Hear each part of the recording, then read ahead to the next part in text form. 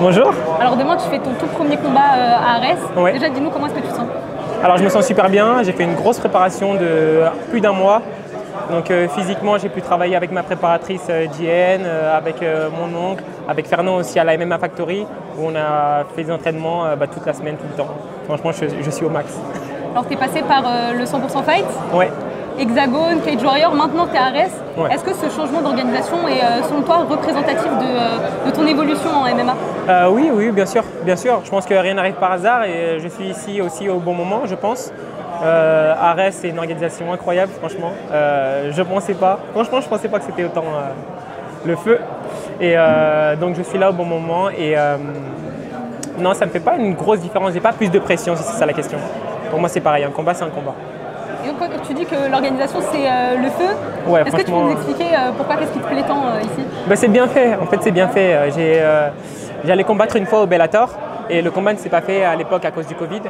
Et franchement, je dirais que l'organisation, comment c'est fait, c'est peut-être même mieux que le Bellator. Donc c'est pour dire à quel point c'est incroyable.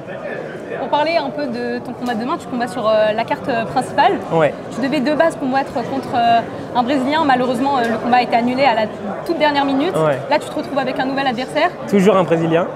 Exactement. Et est-ce que tu peux nous dire qu'est-ce qui va se passer demain? Parce que je suppose que tu avais un game plan, etc. Et là, le style est totalement différent. Est-ce que tu peux nous dire Exactement. Le game plan a changé. Je me suis entraîné par rapport à mon adversaire pour le coup. À chaque fois avec Fernand, on faisait plein de thèmes par rapport à mon adversaire. Donc là, ça change complètement. Donc je vais pouvoir un peu plus faire à ma façon et faire du spectacle. C'est tout. Donc ce que je peux vous dire, c'est qu'on peut s'attendre à un beau KO. À une finition rapide? Une finition, ouais, c'est l'objectif. Tu passes de Barao à un adversaire qui est un peu moins connu. Est-ce que tu peux nous dire par rapport à ça, comment est-ce que tu te places? Tu aurais pu avoir de meilleures opportunités avec un adversaire beaucoup plus connu. Franchement, j'étais dégoûté sur le coup, mais j'espère l'avoir une prochaine fois s'il n'a pas peur. Donc je l'attends en fait. Je l'attends, c'est tout. Et ouais, j'étais pas mal dégoûté parce qu'en plus j'ai appris ça le jour de la pesée. Donc forcément pour moi, je me réveille, je vais le voir, je vais faire mon face-à-face, tu vois.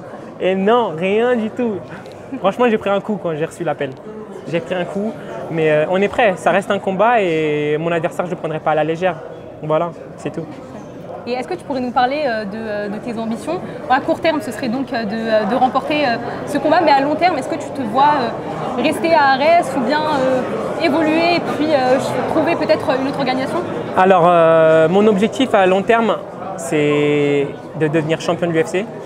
Voilà, donc c'est un objectif que j'ai depuis très jeune et bien sûr, je sais que je l'atteindrai un jour. Et comme je dis toujours à tout le monde, croyez en vous. Peu importe vos objectifs, continuez de croire en vous. Et pour dernière petite question, est-ce que tu aurais un pronostic à nous donner pour ce combat? Pour ce combat, un pronostic? Ouais. Mais je vais le mettre KO, c'est tout.